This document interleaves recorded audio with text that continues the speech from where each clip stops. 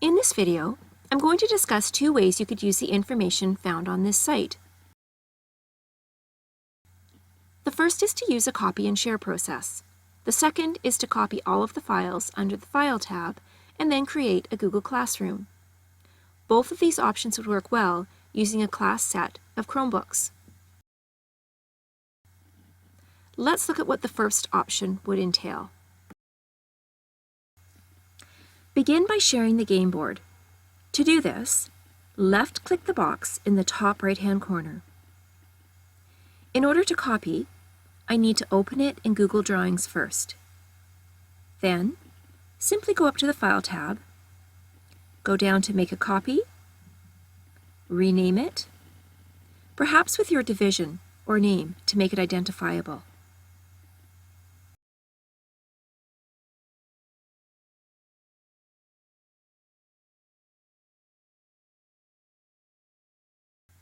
Next, you'll want to share it with your students. You can do that two ways. You can either copy the link here and email it out to your class, or you can directly send it from here. Be sure to have the settings to view only. Otherwise, your students will be able to edit your original. Once your students receive the link or the invitation to open a doc, they will be required to make a copy, rename it with their name, and share it with you.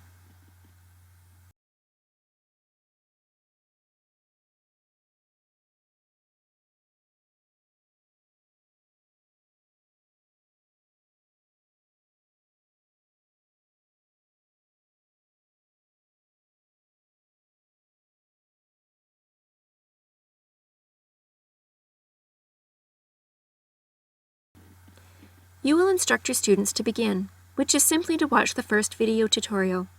This will explain the board function, the inquiry process, the missions, and the expectations. They will be guided through the process of how to copy, rename, and share. This would be a great activity to do in your Chromebooks in class, in case there are any questions. Let's take a look at what this would look like from start to finish with a mission.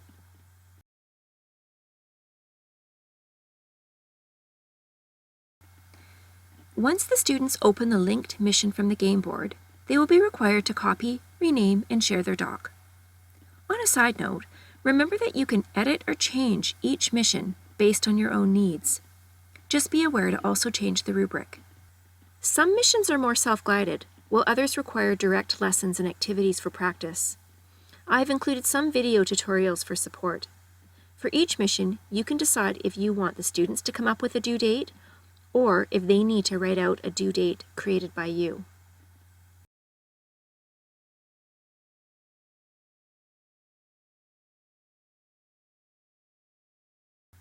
Once the student copies and shares their doc, you can see the progress they are making at any time.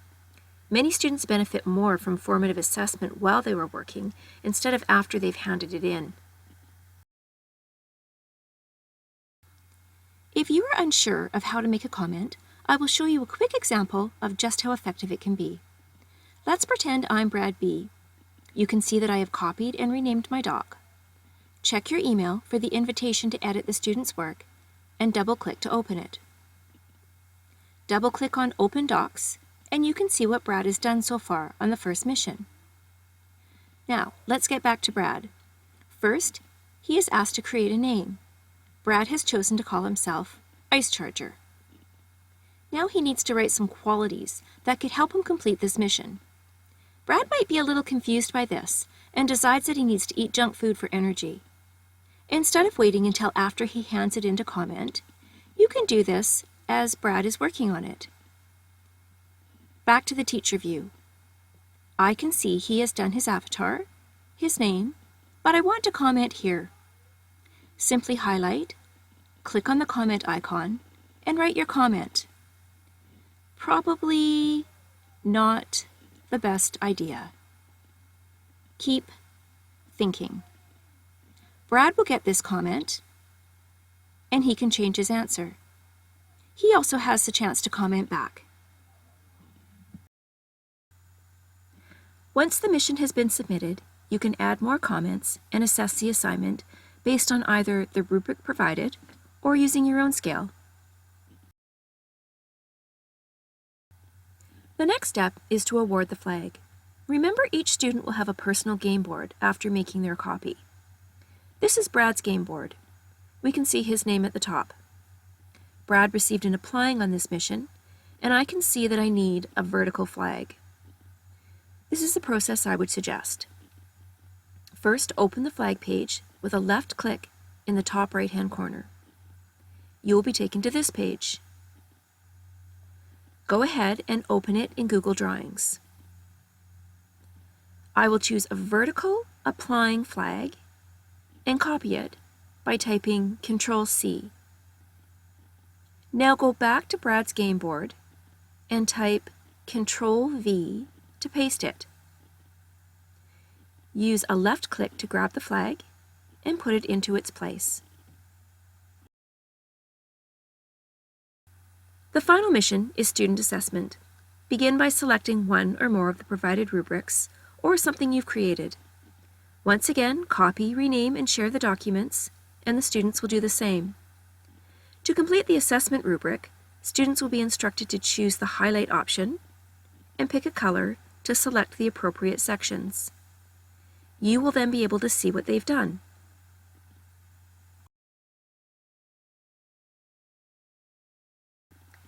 Before beginning mission inquiry, one of the decisions you need to consider is how you are going to keep your files organized.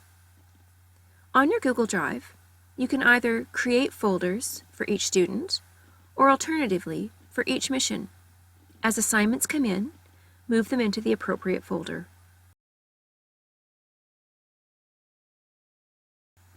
The second alternative is to create a Google Classroom. Here you can see an example of the one I've created. If you've had no experience to this date with Google Classroom, don't let that stop you. Take an hour to watch a video tutorial that will guide you step by step on how to do it, and practice building one yourself. To get prepared for setting up your classroom, you will first need to copy all of the files found on the Files page. Then you will be ready to create your missions with links to the docs. So you will choose Create Assignment, add a title, and link to your doc.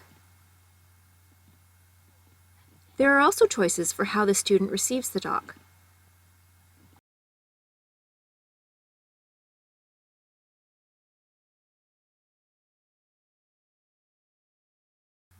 There are a lot of benefits for using Google Classroom.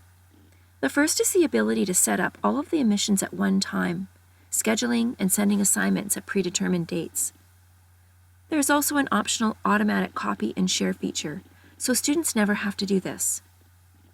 Other benefits include the announcements option to send reminders, the built-in Google Calendar, so students can see when assignments are due, and the ability to create questions or polls through Google Forms. Although there is an efficient assessment tool connected to each classroom assignment, it's connected to a numerical scale instead of language-based. Once again, please leave any of your questions or comments on the final page, and I'll be happy to get back to you.